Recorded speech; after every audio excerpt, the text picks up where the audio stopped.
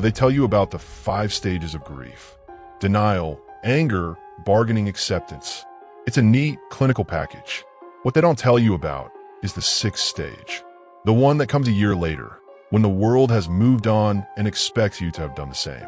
The stage where you're just empty. My name is Sarah. A year ago, I lost my son, and in that emptiness, a new, desperate feeling takes root. The bargaining. I'd have given anything to hear his laugh again. Just one more time. This Halloween, I found out something was listening to my bargain.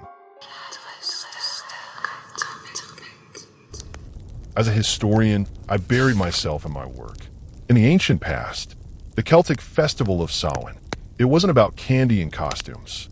For the Celts, it was a night of danger. They believed the veil between our world and the world of the dead grew thin. They wore disguises for protection, to hide from the slew, the unforgiven dead, spirits of pure jealousy and pain. My colleague warned me. He said I was taking the locks off the door.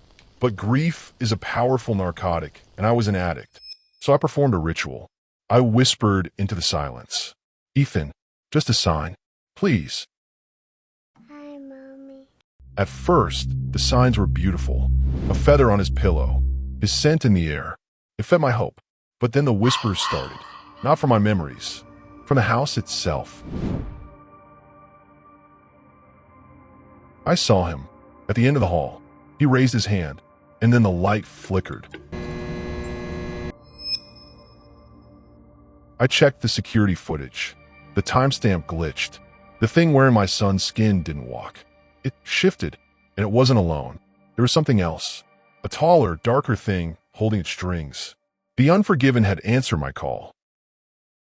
Halloween night arrived. The neighborhood was alive with laughter. My house was a tomb. The power died.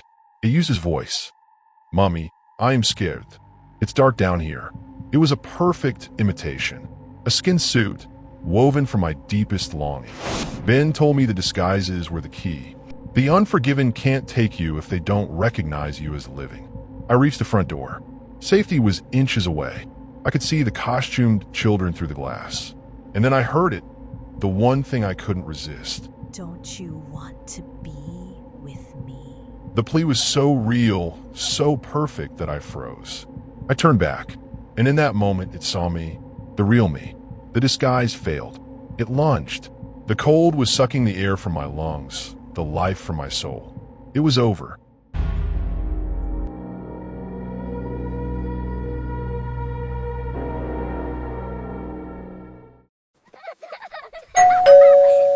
And then the doorbell rang. The vibrant burst of life from outside, it repelled them. I was safe. For now. Halloween wasn't born from candy and costumes. It was born from the primal fear of the dark and the dead. A warning that some doors, once opened, can never be closed. Look around your home tonight. At the photographs, the trinkets, the things you hold dear. Be careful what you pray for with a grieving heart. Because on the one night the veil is at its thinnest, you might just be praying to the wrong thing.